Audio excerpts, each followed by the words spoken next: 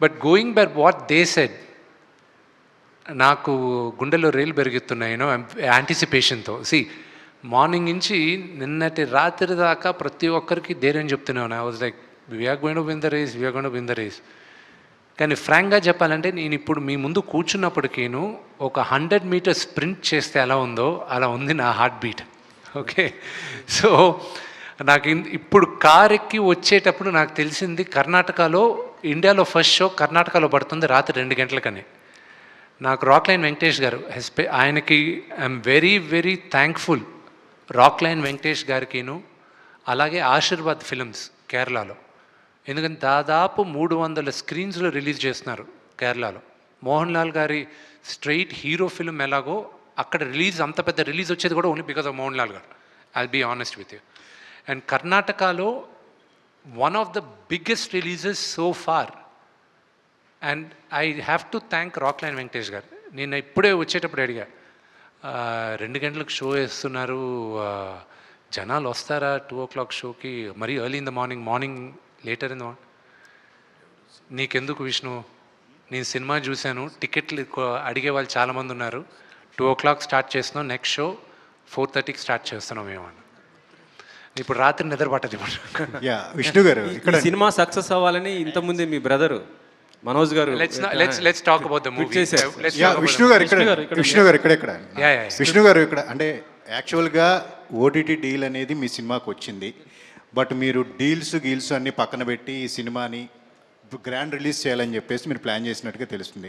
అంటే ఓటీటీ డీల్ని పక్కన పెట్టడం వల్ల కూడా ఒక ఫ్రీడమ్ అనేది మీకు లభించింది ఈ సినిమాని మీరు చేసుకోవడానికి? I have a very very large freedom. My movie will not come to OTT before 10 weeks. 10 వారాల ముందు నా సినిమా ఓటీటీలో రాదు. That is the deal I have. And అందుకే పక్కన పెట్టా. నాకు రిలీజ్ ప్రెషర్ లేదు. Okay, so that is the thing. నాకున్న రిలీజ్ ప్రెషర్ అంటే ఏంటంటే, ప్రేక్షకులకి I want to show the best, and that is what we aimed at. And దేవుడి దయ వల్ల I don't have that OTT release pressure. Script improvement దశలోనే మీరు ఒక స్ట్రిక్ట్ కండిషన్ పెట్టుకున్నారని తెలిసింది. ఇందులో ఉన్న ఏ క్యారెక్టర్ కూడా ఎవరిని కించపరిచేలాగా ఉండకూడదు. ఏదైతే పంతుల క్యారెక్టర్ ఉంటుందో అది దొంగలా చూపించారు పూర్వం, కానీ ఇందులో చాలా పాజిటివ్గా చూపిస్తున్నారు. అందుకే ఆ క్యారెక్టర్ మోహన్ బాబు చేశారని కూడా అంటున్నారు. ఎంతవరకు నిజం? ఇది ఒరిజినల్గా కొంతమంది ఏదో చెప్పారు ఇలాగా, యూనో ఒక సెక్టర్ వాళ్ళని అవమానిస్తున్నారు అది ఇదని. అది చాలా తప్పండి. అది ఎందుకంటే అలాగే తెలియకుండా కావాలని పబ్లిసిటీ కోసం వాళ్ళపైన I don't have much respect.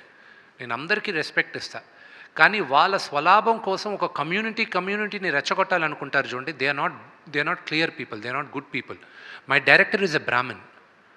ఆ డైలాగులు రాసిన ఆయన బ్రాహ్మణ్, ఆ క్యారెక్టర్స్ని సృష్టించిన ఆయన బ్రాహ్మణ్, ఆకల శివప్రసాద్ గారు.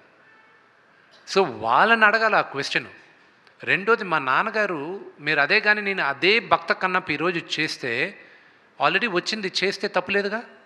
యాజ్ ఇట్ ఇస్ అదే మూవీ నేను చేస్తే తప్పులేదుగా. కానీ రావు గోపాలరావు గారు మహానటుడు, ఆయన ఒక ఈ గుడిలో పూజారి క్యారెక్టర్ చేసి ఆయన దేవుడు నగలు కొట్టేసి వేసకిస్తుంటాడు.